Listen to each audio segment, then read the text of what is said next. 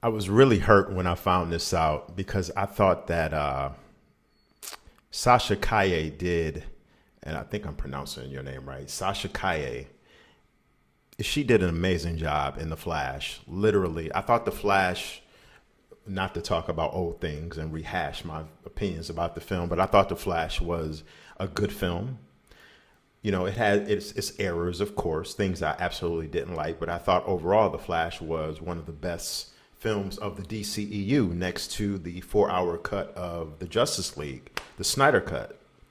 But Sasha Calle was literally one of the absolute best parts of the movie, The Flash, if not the best part of the movie, The Flash.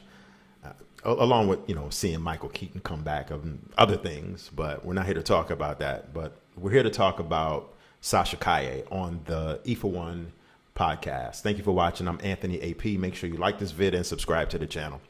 Reports came out over the last couple of days that, according to insiders, Calle will not be reprising her role as Supergirl in the Peter Safran and James Gunn new DCU.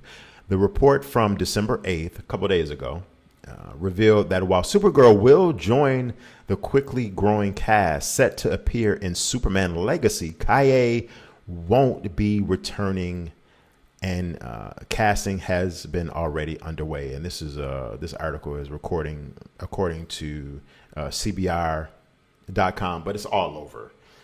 Actually, over the last 24 hours since I was going to talk about this, there has been someone that is in the running for Supergirl, and her name is Madeline Klein, is rumored as a rumored contender to play Supergirl in the DCU in Superman Legacy, the James Gunn, Peter Safran film.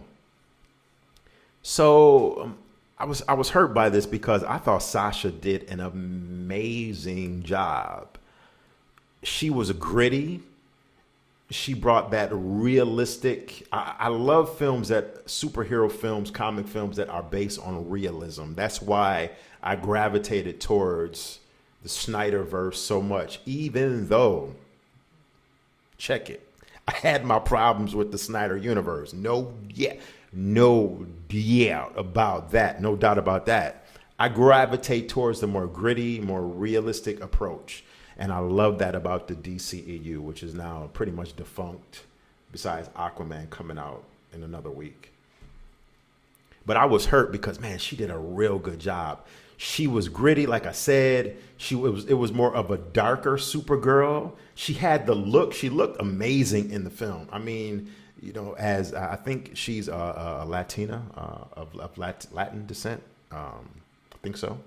She looked amazing. She looked amazing in the suit.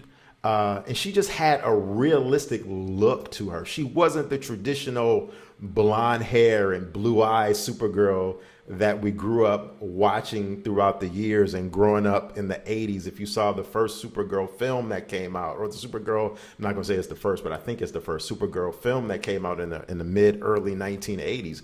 She wasn't the traditional blonde hair, blue eyed. She was hardcore, man. She was hardcore. She kicked ass, man. I love that. So, but I kind of knew, kind of expected, but I kind of figured that maybe there was a chance, since James Gunn and Peter Safran are bringing back certain characters like Waller. I don't know how they're gonna fit her into this, but they're bringing back Waller. They're bringing back John Cena. So I'm thinking maybe there's a chance, but there's no chance. But I thought, man, she was good in that film. I loved her in that film. And the suit looked amazing on her, man. She did a damn good job in the Flash film. And that's why I feel that down the line, maybe years from now, people are going to look back at the Flash as one of those films that just didn't hit when it came out. But it's going to be known as a cult classic, possibly years from now. Let me know in the comment section what you think. And plus, I thought it was good for diversity purposes too, like to have a Latina, a woman of Spanish descent be featured as Supergirl, a badass Supergirl. I thought that was good too, because we rarely get that, like I said, of what we normally have seen in the comics, on screen and just in general on TV of what the traditional Supergirl looks like. It was good to see her looking good and being of cultural a background that wasn't the traditional Supergirl.